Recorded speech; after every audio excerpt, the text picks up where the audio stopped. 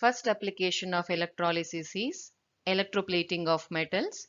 In simpler terms, this is nothing but coating one metal with another metal. Coming to the proper definition, electroplating is the electrolytic process of deposition of a superior metal on the surface of a base metal or article. We do electroplating either to avoid corrosion or rusting of the base metal or to increase the attractiveness of base article. I hope all of us are familiar with the terms gold coated, silver coated, etc. Conditions for electroplating are: superior metal must be chosen as the anode electrode, base metal must be chosen as the cathode electrode. Electrolyte should be consisting of ions of the superior metal, and we should use low DC power supply for a longer time for the effective electroplating. In the syllabus, we have electroplating with nickel and electroplating with silver. Observe, in both the cases, article to be plated or the base metal is taken as cathode. Superior metal or the metal which has to be coated on the article will be made as anode. Here it is block of nickel and here it is block of silver. Recall, both of them are active electrodes. As electrolyte, we have to choose that solution which consists of ions of a superior metal. Here we are having nickel sulfate which consists of nickel ions. Here we are taking solution of sodium silver cyanide that consists of silver ions. We take nickel sulfate solution in water during the electroplating process with nickel. This electrolyte consists of nickel sulfate and water. Nickel sulfate, being an ionic compound, undergo dissociation to form nickel 2 plus ion and sulfate ion. Covalent water molecule ionizes to form H plus and OH minus ion. Negatively charged sulfate and hydroxyl will move towards anode positive pole. Since we are using nickel active electrode as the anode, nickel metal also will compete with sulfate and hydroxyl to undergo oxidation. Positively charged nickel 2 plus and H plus move towards negatively charged cathode. Coming back to anode, among these three species, capacity of nickel to undergo oxidation is maximum. So, nickel gets selectively discharged near anode, leaving behind sulfate and hydroxyl. Nickel undergoing oxidation means nickel is supposed to lose electrons. So, nickel lose 2 electrons and get converted to nickel 2 plus. This is the anode reaction.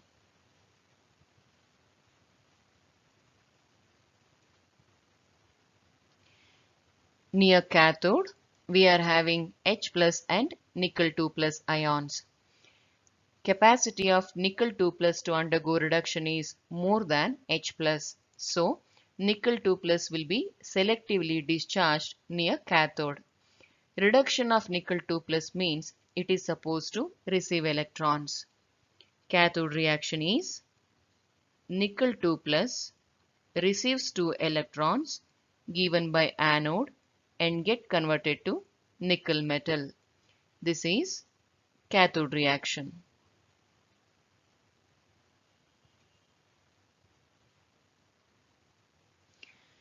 We can apply the similar logic even in electroplating with silver. Here we are taking sodium silver cyanide solution in water as the electrolyte. Sodium silver cyanide splits to give Na plus, Ag plus and 2 cyanide ions. Covalent water molecule ionizes to form H plus and OH minus ions. Negatively charged Cn minus and OH minus move towards anode.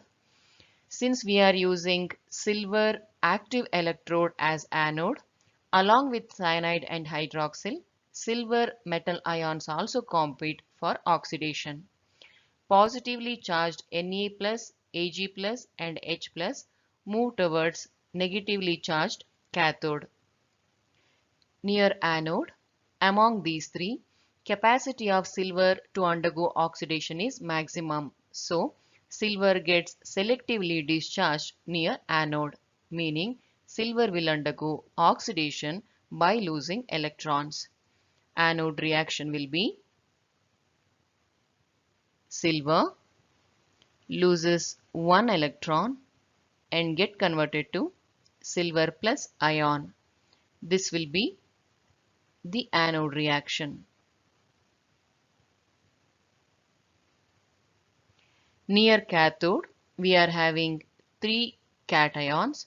Among these three, capacity of Ag plus to undergo reduction is maximum. So, Ag plus will be selectively discharged near cathode, leaving behind other two ions. Ag plus undergoing reduction means it is supposed to receive electrons. Ag plus receives one electron given by anode and get converted to silver metal. This will be the cathode reaction.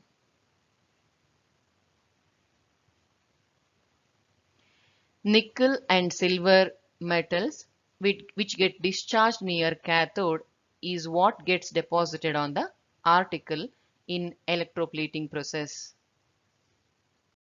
Second application of electrolysis is electrorefining or purification of metals. We will be discussing by considering copper metal as an example. Whenever we need extra pure metals, we go for electrorefining. In this method, we purify the metals by applying electrolytic principles. If you recall the electrolysis of aqueous copper sulfate by using active copper electrodes, there we have seen anode copper electrode becoming more and more thin as the reaction progressed. Cathode copper electrode was becoming more and more thick because of the deposition of the metal from the solution. We are applying the same logic here. Impure copper metal will be taken as anode. Pure copper metal as a thin sheet will be taken as cathode. As the reaction progresses, impure copper metal will start to get into the solution in the form of copper 2 plus ions. Copper 2 plus ion from the solution gets deposited on thin copper sheet on the cathode. Impurities which are present in this impure block starts to settle down, and that will be called as anode mud. Even these impurities will have economic values because they consist of gold and silver like impurities. Whenever we go for electrorefining, we have to choose that electrolyte which consists of ions of the metal. Here we have taken aqueous copper sulfate as the electrolyte. General conditions for electrorefining is impure metal should be made as anode, pure metal thin sheet should be made as cathode, electrolyte should consist of ions of the metal. Normally, zinc, lead, copper, mercury, and silver metals are purified through this method. Here we are taking aqueous copper sulfate solution in water as an electrolyte. So, we have ionic copper sulfate which dissociates to give copper 2 plus ion and sulfate ion. Covalent water molecule will ionize to form H plus ion and OH minus ion. Negatively charged sulfate and hydroxyl will move towards positive anode. Since we are using active copper electrode, along with these two ions, copper metal also will compete for oxidation near anode. Positively charged copper 2 plus and H plus will move towards cathode, which is negatively charged. Near anode, among these three species, capacity of copper to undergo oxidation is maximum. So, copper will be selectively discharged, meaning it will undergo oxidation by losing electrons. Anode reaction will be copper loses 2 electrons and get converted to copper 2 plus. In cathode, we have H plus and copper 2 plus ions. Between these two, copper 2 plus can be easily reduced in comparison to H plus. So, copper 2 plus will be selectively discharged. So, cathode reaction will be copper 2 plus receives 2 electron given by anode and get converted to copper metal. Third application of electrolysis is electrometallurgy of active metals. Few active metals are listed here. These metals cannot be extracted the way we extract iron or copper because of their high reactivity. That is the reason to get these metals we go for electrolysis of their fused salts. In this syllabus, we will be discussing about electrometallurgy of sodium, calcium and aluminium. For sodium, we will be considering molten sodium chloride. For calcium, molten calcium chloride. For aluminium, molten alumina or liquid Al2O3.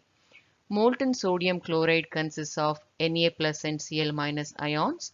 Molten calcium chloride consists of Ca2 plus and chloride ions. Molten alumina consists of Al3 plus and oxide ions. Let us consider their anode and cathode reactions in electrolysis. Negatively charged chloride come to anode and undergoes oxidation. Each Cl minus will lose one electron and get converted to chlorine atom. We know that chlorine atom is not stable. It prefers to exist as chlorine gas. So we have to multiply the whole equation by 2. Now these two chlorine atoms can be rearranged to chlorine gas. So anode reaction will be 2Cl minus getting oxidized to chlorine by releasing 2 electrons. Positively charged Na plus come to cathode and undergoes reduction. Each Na plus can receive 1 electron and get converted to Na.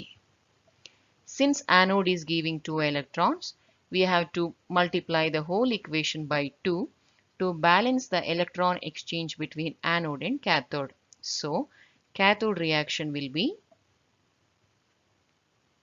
2Na plus receiving 2 electrons getting converted to 2 sodium. Coming to molten calcium chloride, same logic can be applied.